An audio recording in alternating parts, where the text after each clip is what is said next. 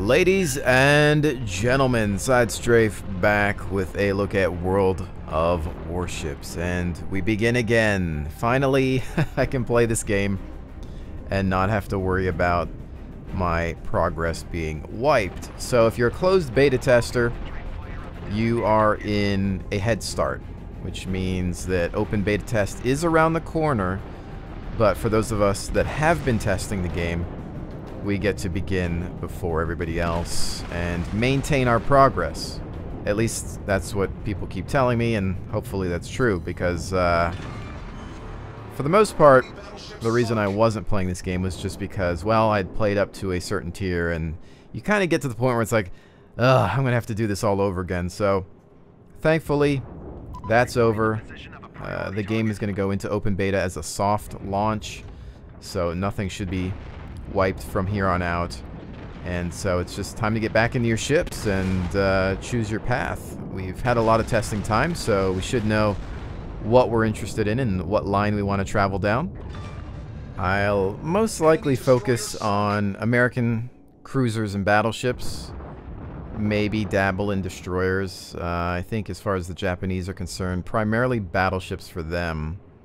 Not a huge fan of their cruisers, but I never really got to try some of the higher end Japanese vessels. And then, of course, everything else for the other nations seems to be a couple of premiums.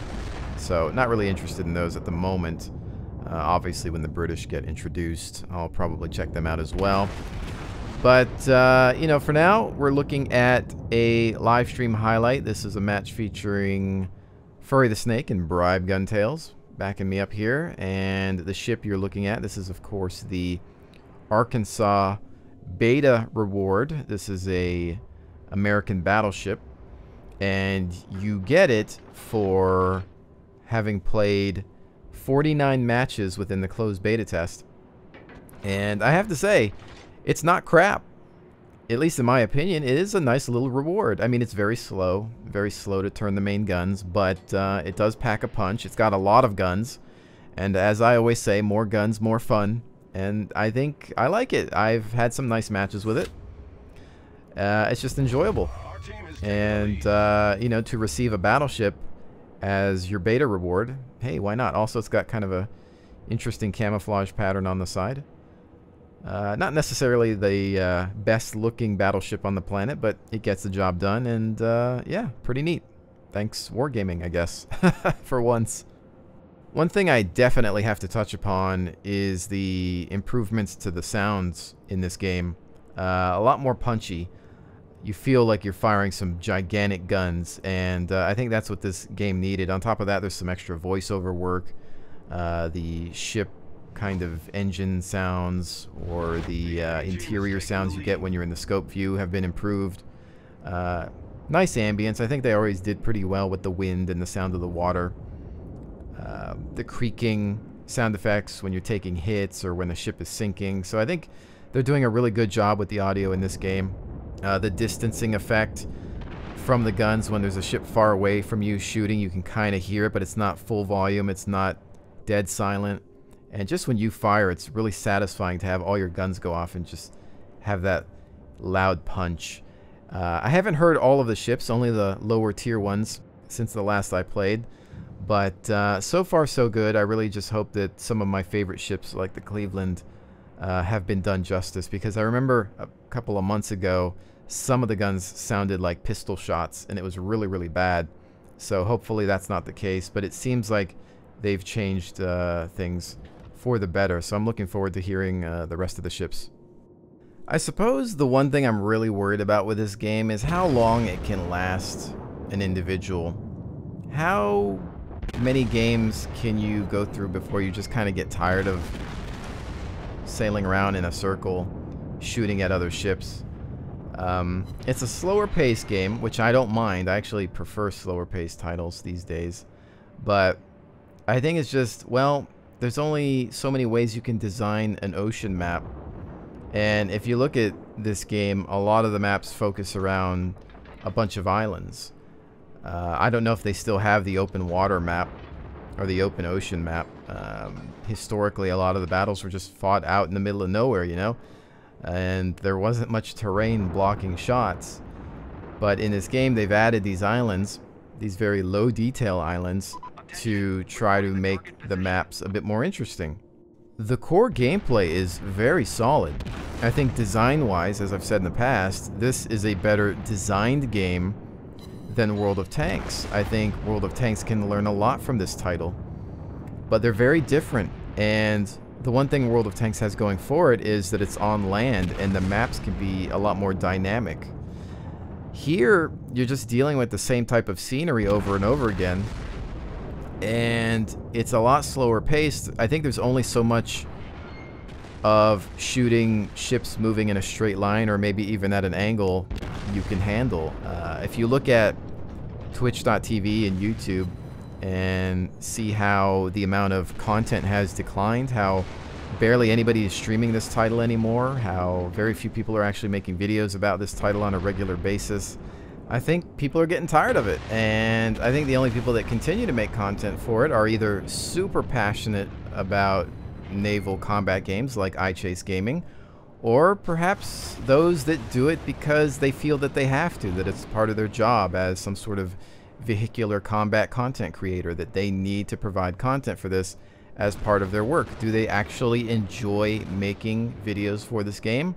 Or is it just part of a show or act in order to obtain views and revenue? I don't have an answer to that, but I can tell you that it is one of the reasons I really hate the industry that I'm a part of. But that is, of course, a topic for another time. And again, I don't want you to take this the wrong way, but I think this is a great game. It's just I don't know how long it's going to last people. I think the only thing that's going to keep people coming back for more is the typical free-to-play strategy of add more ships to bring people back, so that they're going to want to get in and grind or unlock these other vessels and these other, tech trees. We have a fully developed American and Japanese tech tree so far. I mean, I don't know what else they could add. I'm sure there's things that they could find, new premiums and things like that. But we still got the Brits and the Russians to add as well. Those things will keep people coming back. But again, how long can you play this type of game? I'm curious. If you have a comment, let me know what you think. And more so, it's not the game's fault. It's the inherent nature of naval combat.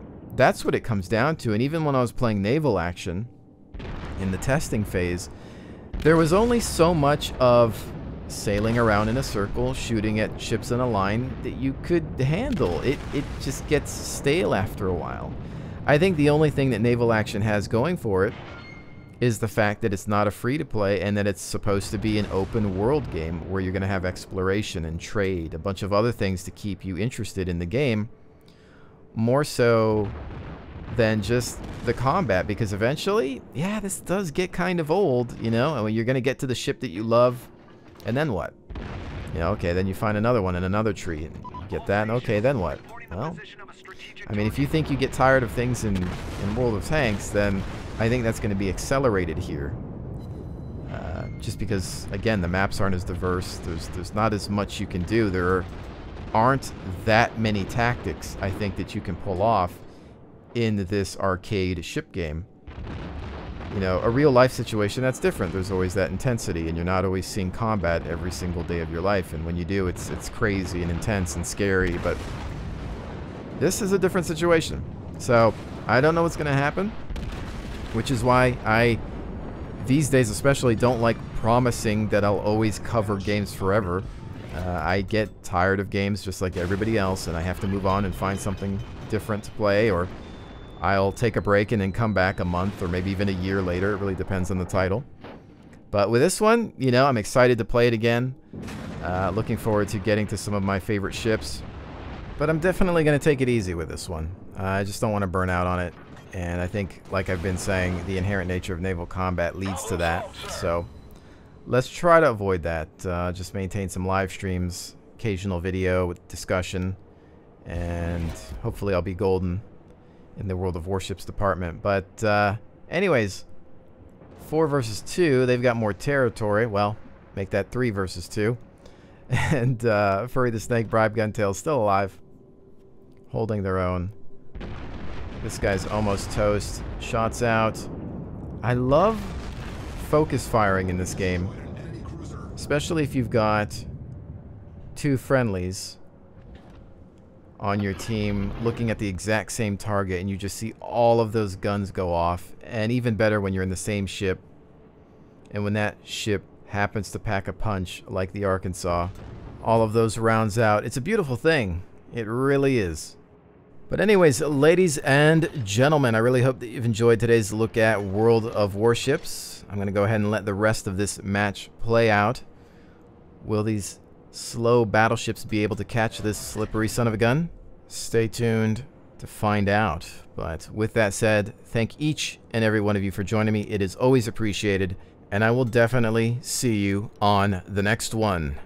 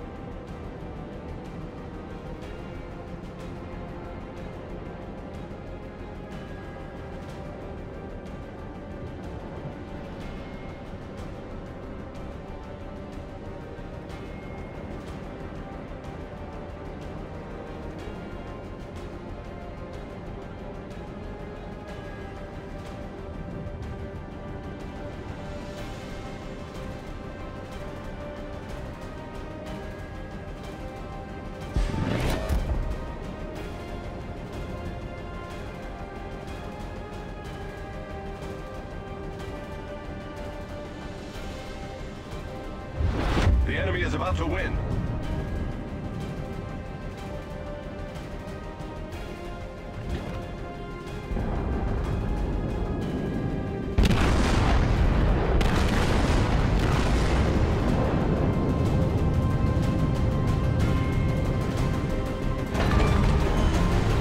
Enemy cruisers sunk.